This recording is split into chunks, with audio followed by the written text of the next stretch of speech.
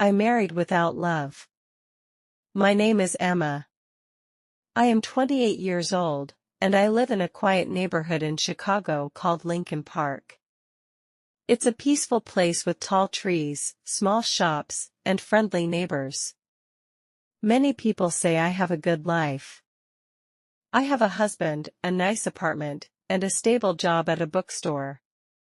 But deep inside, I am not happy. Every day, I wake up with a heavy heart.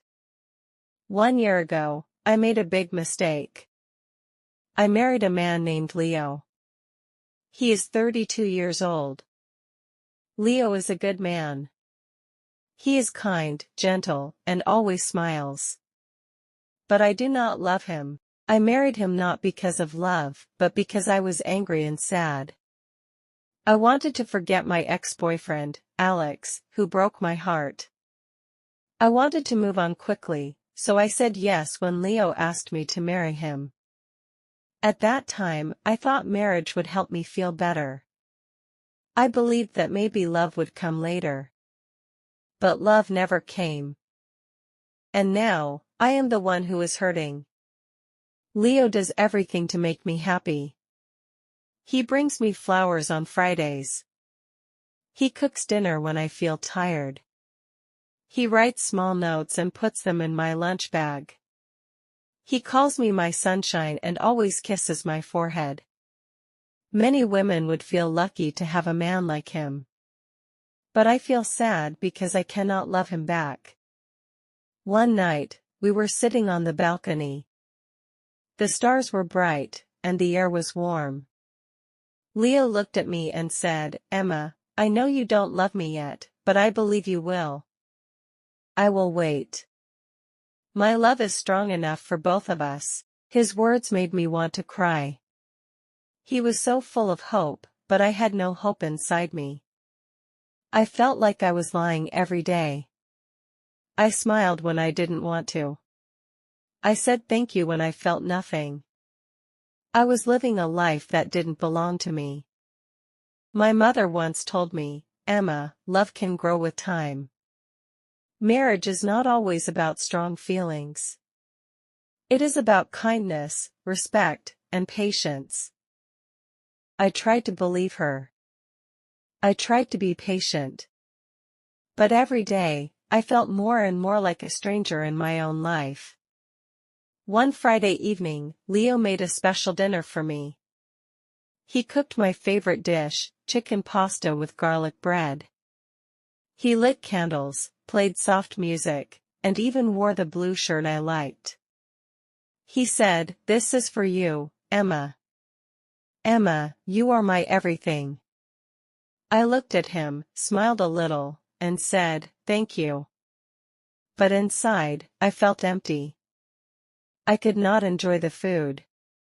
I could not enjoy the music. I felt like I was acting in a play, not living a real life. After dinner, Leo took my hand and said, "Let's go for a walk." We walked to the small park near our apartment. There, under the old oak tree, Leo had proposed to me 1 year ago. He smiled and said, "Remember this place? I told you I would love you forever." I looked at the tree, then at him. I wanted to scream, "I don't love you, Leo." But I stayed quiet. I didn't want to hurt him. He looked so happy, so full of love, and I felt like a terrible person. That night, I couldn't sleep. I stared at the ceiling for hours. I thought about my life, my choices, and my heart. I asked myself, will I ever feel happy again? The next morning, my best friend Nina called me. She said, "Emma, your voice sounds tired. Are you okay?" I wanted to say yes, but I couldn't lie, so I told her the truth. "I don't love Leo," I said softly. "I married him because I wanted to forget someone else. But I feel trapped now. I feel sad every day." Nina was quiet for a moment. Then she said, "Maybe you need some space. Maybe time apart will help you understand your heart better. I shook my head. It's not time, Nina. My heart just doesn't feel anything for him. Later that day, I sat with Leo on the sofa. I tried to speak. Leo, I said, I need to talk to you. But before I could say more, he stopped me. I know what you're going to say, he said quickly. Please don't give up on us yet, Emma.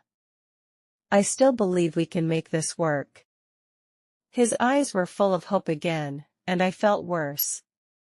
I didn't want to destroy his hope, but I knew I couldn't give him what he needed. I felt tired, like I was carrying a heavy bag every day. One Sunday, Leo asked me something that shocked me. Emma, he said, do you want to have a baby? I think it will bring us closer. I froze. I didn't know what to say. The idea of having a child with someone I didn't love scared me. I looked down at my hands and said quietly, I'm not ready, Leo. He nodded slowly. He looked hurt, but he didn't push me. That made me feel even worse. He was always gentle, always kind. And I was always silent, always distant.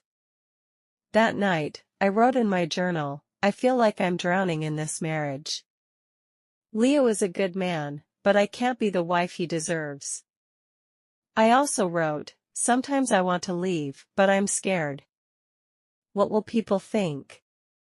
Will they say I am selfish? Will they say I didn't try hard enough? One evening, I packed a small bag. I planned to leave. I looked at Leo while he was sleeping. He looked peaceful. He looked happy. I stood by the door holding my bag, but I couldn't do it. I put the bag down and sat on the floor. I cried quietly. The next morning, Leo made coffee for me.